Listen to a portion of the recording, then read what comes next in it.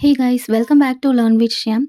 Last வீடியோவில் நம்ம இங்கிலீஷில் பேசும்போது நம்ம பண்ணுற மிஸ்டேக்ஸ் என்னென்ன அப்படின்றத ஒரு 10 லிஸ்ட் அவுட் பண்ணி நான் வந்து போட்டிருந்தேன். இந்த வீடியோ இன்னும் பார்க்கல அப்படின்னா டிஸ்கிரிப்ஷனில் நான் லிங்க் கொடுக்குறேன், செக் பண்ணி பாருங்கள். இன்னும் ஒரு 10 காமன் மிஸ்டேக்ஸ் இன் இங்கிலீஷ் நம்ம இப்போ இந்த வீடியோவில் பார்க்கலாம். வாங்க வீடியோக்குள்ளே போகலாம்.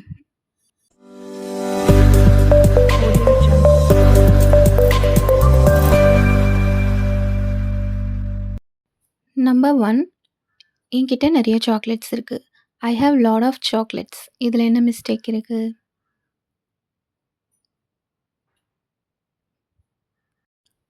ஒரு இடத்துல நம்ம லாட் ஆஃப் யூஸ் பண்ணோன்னா லாட் ஆஃப் இல்லைனா லாட்ஸ் ஆஃப் இப்படி தான் யூஸ் பண்ணணும். இது ரெண்டும் தான் வந்துட்டு கரெக்ட் யூசேஜ். இது ரெண்டுத்தில் எது வேணால் யூஸ் பண்ணிக்கலாம். அண்ட் இதை யூஸ் பண்ணிட்டு பக்கத்தில் வந்துட்டு நம்ம கவுண்டபிள் அண்ட் அன்கவுண்டபிள் நவுன்ஸ் ரெண்டுமே யூஸ் பண்ணலாம். கவுண்டபிள் நவுன் யூஸ் பண்ணோன்னா ப்ளூரல் ஃபார்மில் தான் எப்போவுமே யூஸ் பண்ணணும். For example biscuits, chocolates, pens, cars, theatres அந்த மாதிரி ப்ளூரல் ஃபார்ம் வர மாதிரி தான் யூஸ் பண்ணணும். இதே அன்கவுண்டபிள் நவுன் யூஸ் பண்ணும்போது மில்க், வாட்டர், ரெயின் இந்த மாதிரி யூஸ் பண்ணலாம். So the correct sentence is I have a lot of chocolates இல்லைனா I have lots of chocolates. ரெண்டுத்தில் எது வேணால் சொல்லலாம். நம்பர் 2, அவனுக்கு 2 குழந்தைங்க இருக்குது. He has 2 childs. இதில் என்ன மிஸ்டேக் இருக்குது? ஸோ சைல்டுனா குழந்தை.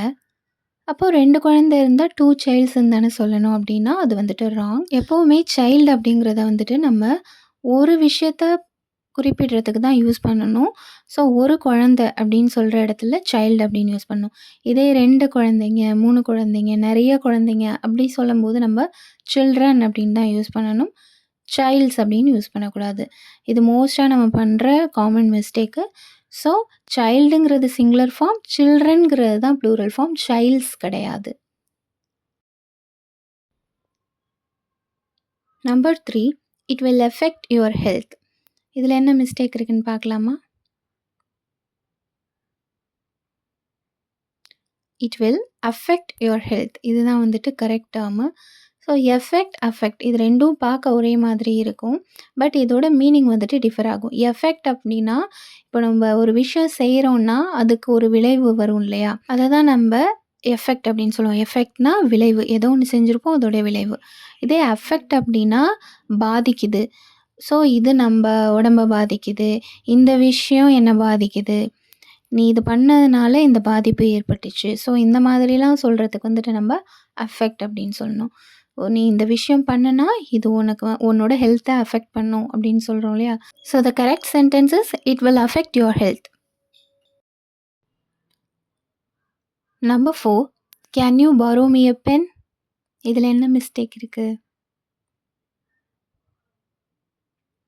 பாரோ அப்படின்னா நம்ம ஒருத்தவங்கள்ட்ட கடன் வாங்குகிறோம் இல்லையா, கடன் வாங்குறத வந்துட்டு பாரோ அப்படின்னு சொல்லுவோம். கடன் கொடுக்குறியா அப்படின்னு கேட்குறோம். ஸோ ஒரு பெண்ணை கடனாக கொடுக்குறியா அப்படின்னு தானே இந்த இடத்துல மீனிங். ஸோ பெண் கடனாக கொடுக்குறியா அப்படின்னு கேட்குறதுக்கு லெண்ட் அப்படின்னு தான் யூஸ் பண்ணணும். So the correct sentence is can you lend me a pen அப்படின்னு சொல்லணும்.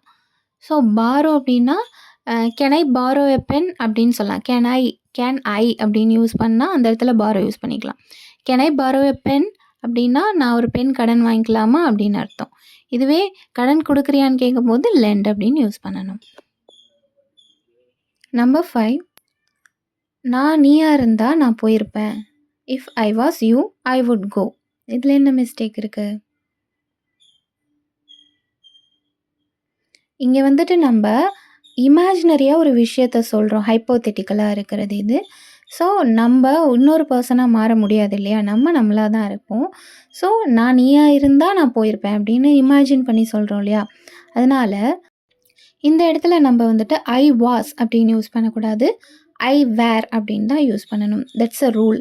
பொதுவாக நம்ம வந்துட்டு ஐக்கு பக்கத்தில் எப்போவுமே வாஸ் தான் யூஸ் பண்ணுவோம். பட் இங்கே மட்டும் இந்த எக்ஸப்ஷனல் கேஸு ஐக்கு பக்கத்தில் வேர் யூஸ் பண்ணணும், இமேஜினரியான விஷயத்த சொல்கிற இடத்துல. So the correct sentence is if I were you I would go. Number 6, நான் இங்கே 6 வருஷமாக வேலை பார்க்குறேன். I have worked here since 6 years. இதில் என்ன மிஸ்டேக் இருக்குது? இங்கே 6 இயர்ஸ் அப்படின்னா, நான் இங்க 6 வருஷமா வேலை பார்க்குறேன். ஸோ 6 வருஷத்துக்கு முன்னாடியே சேர்ந்துட்டேன். ஸ்டில் நான் இங்கே வேலை பார்த்துட்ருக்கேன் அப்படின்னு சொல்கிறோம். அந்த டியூரேஷனை சொல்கிறோம். நம்ம அங்கே எவ்வளோ நாளா வேலை பார்த்துட்ருக்கோம் அப்படிங்கிறத. ஸோ டியூரேஷனை சொல்லும்போது எப்போதுமே வந்துட்டு நம்ம சின்ஸ் யூஸ் பண்ணக்கூடாது. ஃபார் அப்படிங்கிறது தான் யூஸ் பண்ணணும். So the correct sentence is I have worked here for 6 years. அப்போது சின்ஸ் எந்த இடத்துல யூஸ் பண்ணலான்னா, நம்ம எப்போ அங்கே ஜாயின் பண்ணணும். ஸோ ஸ்டார்டிங் பாயிண்ட் ஒன்று இருக்கும் இல்லையா, எப்போ இந்த விஷயத்த ஆரம்பித்தோம் அப்படின்னு சொல்கிற இடத்துல நம்ம சின்ஸ் யூஸ் பண்ணலாம். நான் இப்போலேருந்து ஒர்க் பண்ணுறேன், நான் அப்போலேருந்து ஒர்க் பண்ணுறேன்னு சொல்கிறோம் இல்லையா, அந்த இடத்துல சின்ஸ் யூஸ் பண்ணலாம். பட் இவ்வளோ நாளா, இவ்வளோ வருஷமா அப்படின்னு டியூரேஷன் சொல்லும்போது you have to use for only. Number 7, நான் அவன்கிட்ட பணம் கொடுத்தேன். I gave the money to himself. இங்கே என்ன மிஸ்டேக் இருக்குது? இங்கே ஹிம் அப்படின்னாலே அது கரெக்ட் மீனிங் தான். ஹிம்செல்ஃப் அப்படிங்கிறது ஓவர் யூசேஜ், அதுவும் இல்லாமல் அது வந்துட்டு wrong. So the correct sentence is I gave the money to him. Him அப்படின்னாலே அவன்கிட்ட கொடுத்தேன் அப்படின்னு தான் மீனிங். நம்பர் 8, நான் மார்க்கெட் போனேன். I have went to market. இது வந்துட்டு ரீசண்டாக நடந்த விஷயத்த இங்கே சொல்கிறோம். அப்போது இதில் என்ன மிஸ்டேக் இருக்குது அப்படின்னு கண்டுபிடிங்க.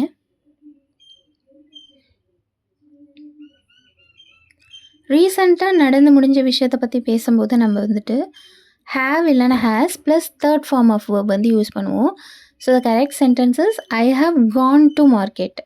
ஸோ கோவோட பாஸ்ட் ஃபார்ம் தான் வென்ட்டு, இதோட தேர்ட் ஃபார்ம் யூஸ் பண்ணுறோம், அதனால் கான் அப்படின்னு சொல்கிறோம்.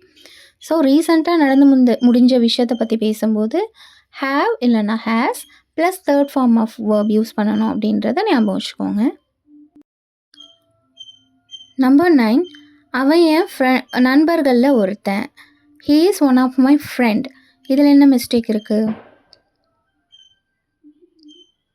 அவன் என் நண்பர்களில் ஒருத்தன் அப்படின்னு சொல்கிறோம். ஸோ நிறைய பேர் இருக்காங்க, அதில் இவனும் ஒருத்தன் அப்படின்னு சொல்கிறோம்.